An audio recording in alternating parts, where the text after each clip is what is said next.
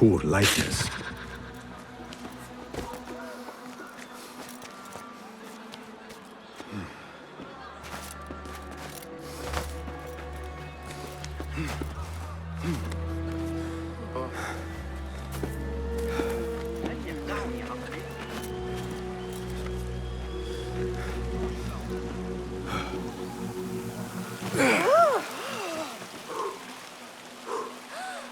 أنجبت إحدى كلاب الشرطة جراء منذ قليل.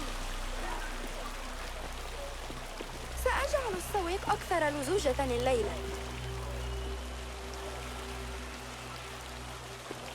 Listen well, young ones, to the tale of Zarqa al-Yamama, the blue-eyed seer of the Jadis. She stood watch upon the southern plains, and it was said she could spy riders a week's journey away. Finally, her tribe's foes sought to outwit her by marching behind uprooted trees, though they were many days' ride away. But Zarqa's blue eyes perceived their ruse, and she cried a warning to her people. Yet her tribe, fearing madness, heeded her not. When the enemy's host fell upon them, every one of Zarqa's people was struck dead. At last, they seized Zarqa herself and crucified her beneath the desert sun, tearing from her those eyes that had been her gift. So, remember, a divine gift bears its own burden. And to ignore the seer's warning is to invite doom beyond reckoning. لعلنا نفاجئ أمهاتنا ببعض البسط.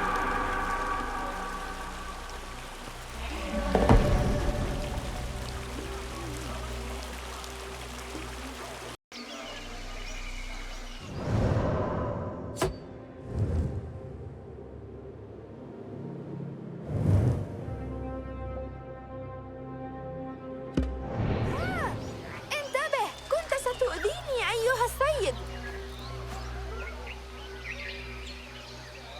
My father spoke of the Nisnes, half man, half shade, born of jinn and mortal blood. He said it bears but one arm, one leg, and half a face, yet it hops with unholy speed. Its eye gleams like molten rock, and its touch brings death so swift. The flesh falls from the victim's bones in a single breath. That is nothing. A merchant from Baghdad once told me of the Shad Haffar. He said it roams the lands of Rome with a single horn of wondrous design, hollow and branching into many pipes. When the wind sighs through those pipes, it plays a melody so sweet that beasts draw near to. And when they come too close, the Shad Haffar tears them limb from limb and devours them whole.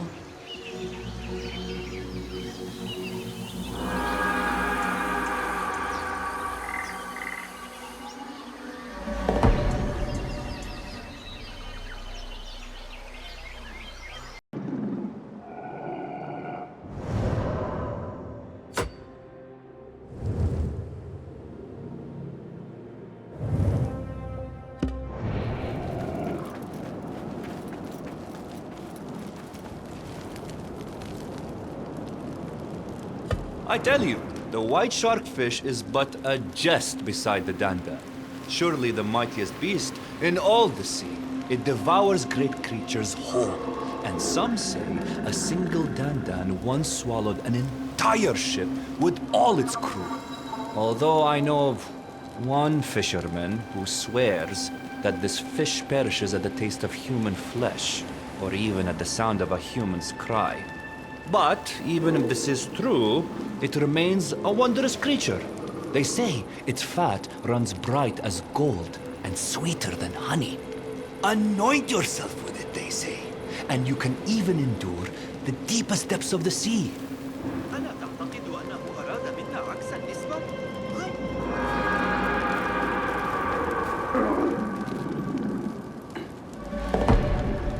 إذا أردت المساعدة في التعامل مع الإغريقيين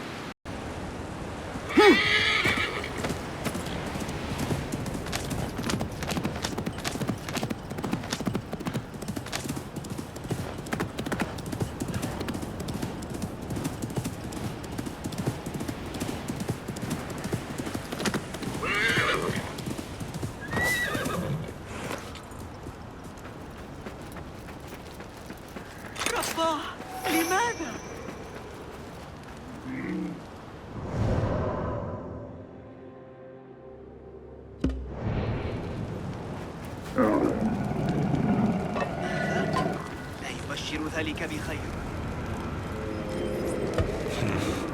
That is nothing, brothers. I have heard tell of a wondrous city, far to the south, called Obar by the desert folk. They say it was once a place of soaring pillars and date-filled gardens, richer than any oasis beneath the sun. Caravans that braved the surrounding desert spoke of gleaming palaces, of red-hued stone, and wells that never ran dry. Yet, one day, the sands rose as though by God's command and swallowed Obar whole, leaving nothing but an endless sea of dunes. Some say her people drew down God's wrath by their pride.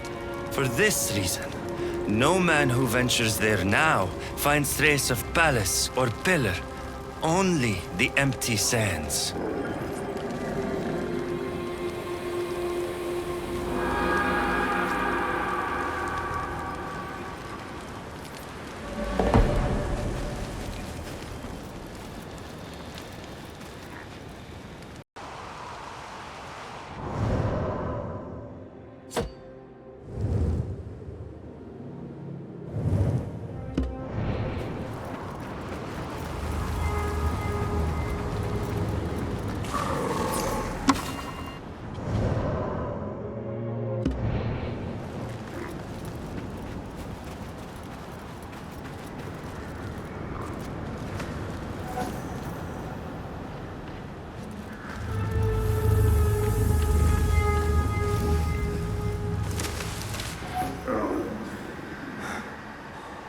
Now, of all the jinn, the Afrit are the most perilous. Their true abode lies in a realm beyond our own. Yet sometimes, they enter this world too, lurking amid ancient ruins, like the ones right here. They are merciless, wicked creatures, fashioned from searing flame, who bear the blood debt of vengeance and unleash wrath in its purest, most terrible form. I have heard tell of a mighty sorcerer whose hubris led him to summon a Afrit. By all accounts, he succeeded in calling it forth, but he failed utterly to command it. His end was most grim.